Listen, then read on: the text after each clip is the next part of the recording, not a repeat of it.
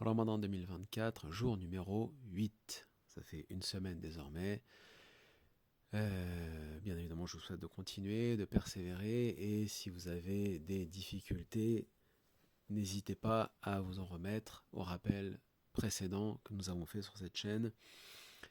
Et aussi à vous rapprocher des imams ou prédicateurs que vous connaissez qui peuvent vous renseigner, Inch'Allah. Sur ce, une semaine s'est écoulée. On va parler très rapidement, même si au bout de la deuxième ou troisième semaine, ce sont des questions qui se posent moins, mais dès les premiers jours, tous les ans, les musulmans, les musulmanes et les nouveaux venus, convertis, etc., comme on les appelle soi-disant, je dis soi-disant parce que j'aime pas du tout ce terme qui veut rien dire, mais chaque année, on a des nouveaux frères, des nouvelles sœurs en islam, donc qui nous rejoignent, qui vont accomplir leur premier Ramadan. On fera peut-être une vidéo d'ailleurs là-dessus, Inch'Allah, sur ton premier Ramadan, ressenti, difficulté, je vous parlerai peut-être.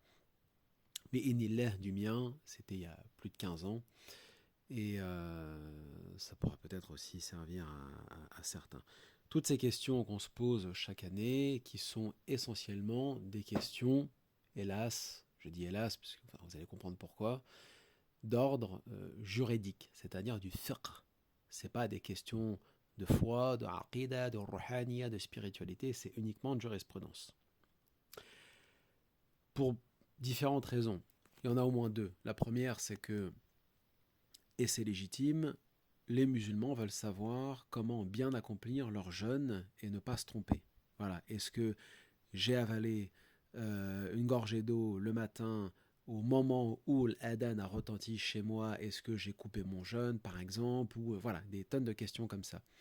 La deuxième raison, elle est moins légitime, c'est, et ça c'est humain, je le conçois désormais avec l'âge, ce sont tous ces jeunes sur Internet qui veulent se faire mousser et qui disent à d'autres: mais tu connais rien, tu connais pas le din, tu connais pas le ramadan, tu connais pas le fiqh, t'as pas de science, t'as pas d'ilm. Moi je suis un madhab, moi je suis maliki. Les pays musulmans les plus proches de chez nous, c'est les pays du Maghreb, ils sont maliki, il faut être maliki, etc. Voilà, du cinéma habituel.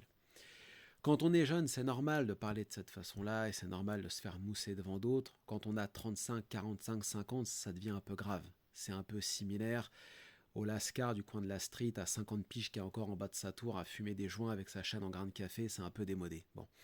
Toujours est-il que toutes ces questions, j'ai envie de dire aux musulmans, aux frères et aux sœurs, ne vous prenez pas la tête avec ça. Pourquoi? Parce que ce qui compte pour passer un bon mois de Ramadan, c'est d'avoir l'intention de jeûner par amour, par adoration d'Allah Ta'ala, de le servir et de progresser dans sa foi, dans sa spiritualité. La deuxième, vous la connaissez, c'est les règles juridiques de base. On ne mange pas, on ne boit pas et pas de relation intime pendant le jeûne jusqu'au coucher, jusqu'à Maghrib. Maintenant, on a parlé de l'effort spirituel. C'est sur ça qu'il faut se concentrer.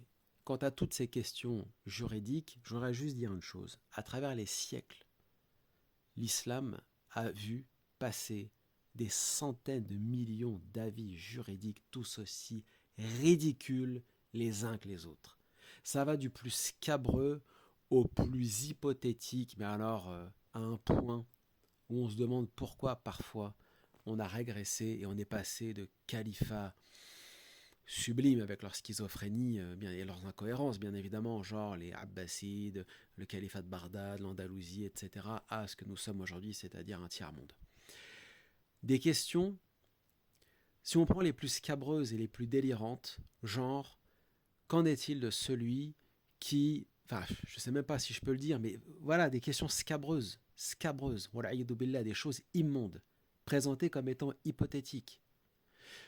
L'homme musulman, soi-disant, qui pense avoir un problème, euh, disons, avec son appareil génital, est-ce que son épouse peut blabla, des choses mais complètement loufoques. Voilà, on a vu ça des milliards de fois dans des centaines de fatwas qui ont été publiés du Moyen-Âge jusqu'à aujourd'hui. Toutes ces questions-là, elles n'ont pas été énumérées par le Coran et ne sont pas dans les fondements de Sharia, dans les fondements du fiqh. Donc par conséquent, il faut éluder tout cela. Ça n'a aucun sens.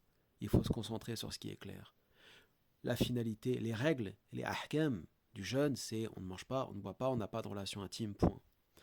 Pour le reste, le musulman, Allah Ta'ala lui a laissé à son appréciation. C'est comme la femme qui est enceinte. Est-ce qu'elle doit jeûner ou pas jeûner?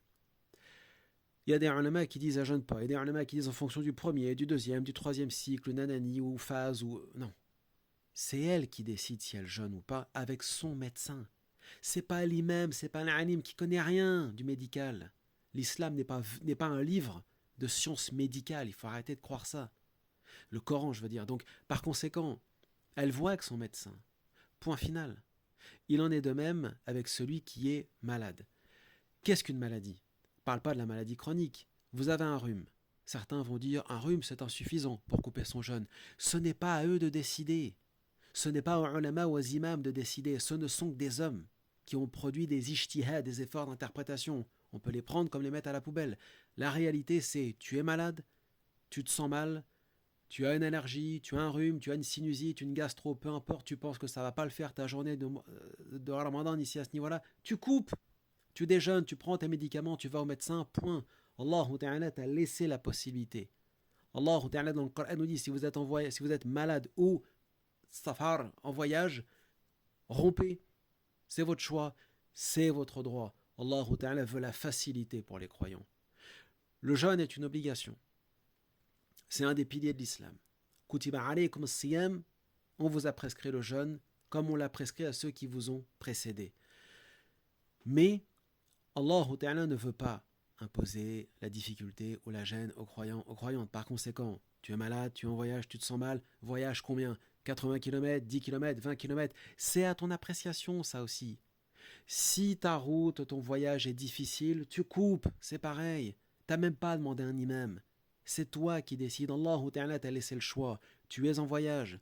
Voyage d'affaires, voyage familial, voyage peu importe. Si le voyage est pénible, si tu te sens mal, tu coupes. Faut pas discuter de ça. À un moment donné, il y a 1 milliard d'avis sur Internet qui s'écartent à chaque fois du Coran, du Coran Karim. C'est la raison pour laquelle je reviens à ce que je disais au début de cet audio. À travers les siècles, on a vu naître des avis tous aussi ridicules, les uns que les autres, qui emprisonnent les musulmans dans du sectarisme, dans des écoles qui sont moyenâgeuses, qui sont périmées. Le réel, c'est, on a un texte, le Coran, qui est clair, net et précis, surtout sur ces règles de jurisprudence par rapport aux jeûnes, par rapport à salat, par rapport à zakat. Tout est clair, tout est facilité. Donc il ne faut pas se prendre la tête pendant 40 ans. Tu jeûnes et en fonction de ce que tu sens, de ce que tu ressens, tu coupes si tu te sens mal et tu rattraperas ta journée plus tard, après le mois de Ramadan. Quant à la question des compensations fidya, c'est un autre sujet, on en parlera peut-être dans une audio, Inch'Allah, peut-être demain.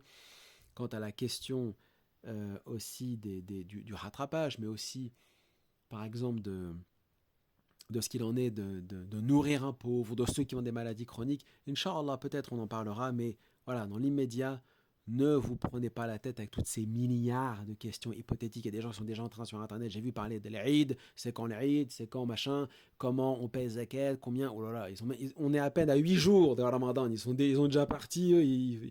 Non, il faut prendre son temps. C'est un mois de spiritualité, un mois d'effort. Voilà, on est avec Allah. On va réciter le Coran, on fait des doigts, on fait du dhikr, on va à la mosquée, on pratique les i'tikaf. Voilà, c'est ça qui nous est demandé et pas autre chose.